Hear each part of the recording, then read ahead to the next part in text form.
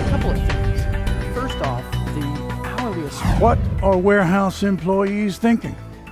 Well, joining us to talk about that is Brian Devine, Division Vice President at Pro Logistics.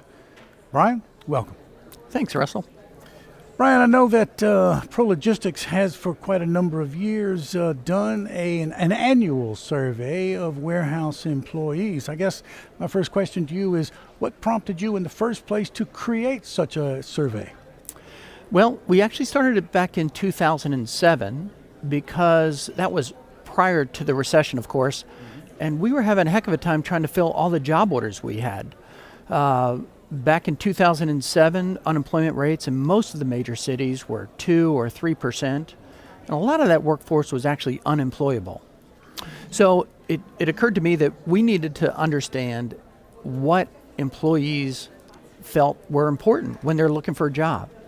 So I went searching for a survey that would tell us that information. Couldn't find one.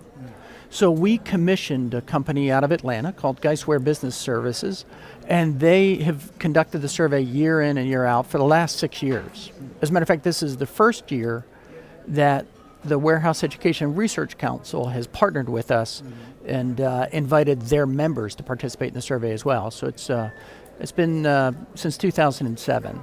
Well, no doubt it's been quite useful. Let's talk about the data. Once you have assessed the information that you've accumulated, what would you say are the most important findings that have been revealed? Well, there's a couple of things. First off, the hourly associates think a little bit differently from the salaried employees. As a matter of fact, the most important thing that the hourly associates or non-exempt employees consider when they're looking for a job is the pay rate. What's the initial pay rate? And then the second thing is the job stability. Is this a job that will give them about 40 hours a week in and week out? Or is it a job that's going to be 45 hours one week and then 20 hours the next, and then 50 hours and then 18 hours the next? So we know that pay rate is the single most important thing when employees are looking for a job, and the job stability is number 2. Yeah. So those are a couple of findings. The other thing is that because we've been doing it both prior to the recession and now through the recession and into the recovery, we're able to spot some trends. So we know, as a matter of fact, in the coming months, that recruiting for logistics employees, particularly the skilled logistics employees, is going to be much more difficult than it has been during the recession.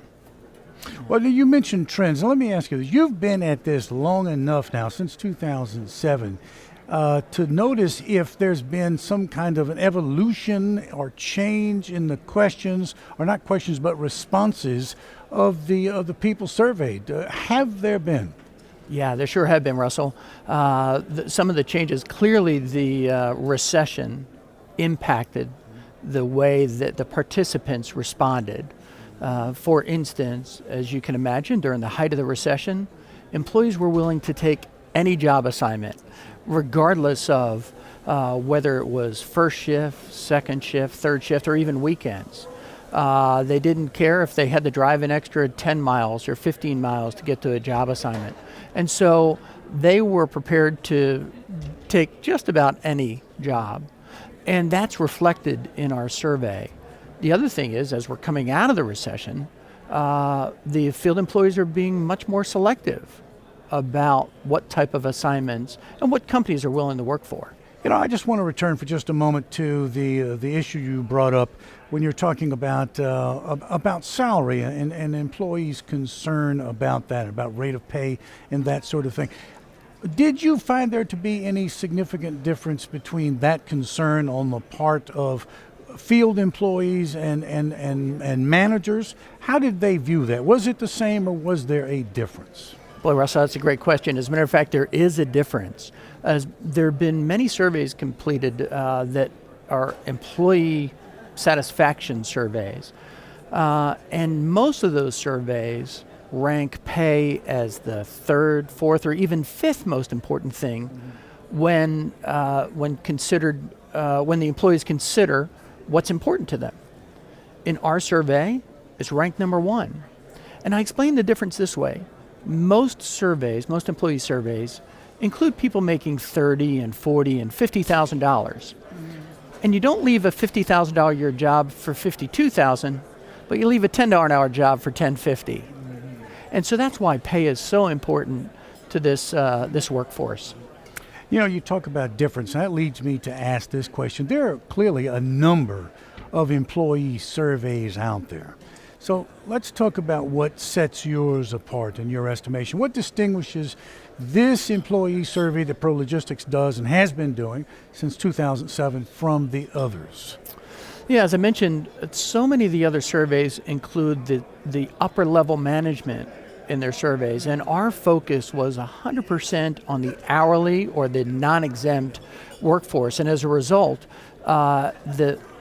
we capture the feeling of those employees, and we capture it during the different economic times. So once again, it gives us an opportunity to go back and capture the trends associated with it. Well, now, if somebody says to you, I'm interested in perhaps using this data, but how can I do it? How can I take this information that you've accumulated and make it work for me in my company? What are you going to tell them? Well, there's a couple of things, Russell. First off, both from a financial standpoint, that I want companies to go back and look at their pay rates for their non-exempt employees or their hourly associates and make sure that their pay rates have kept track with the consumer price index. As that's increased, the cost of living of these associates is increased, and fair pay should be adjusted accordingly. And so that's the first thing. So they're going to have to build into their budgets, into the balance of 2013 and into 2014 and 15. They're going to have to build into their budgets the fact that some adjustments are going to have to be made to their base pay, particularly as it relates to shift differentials.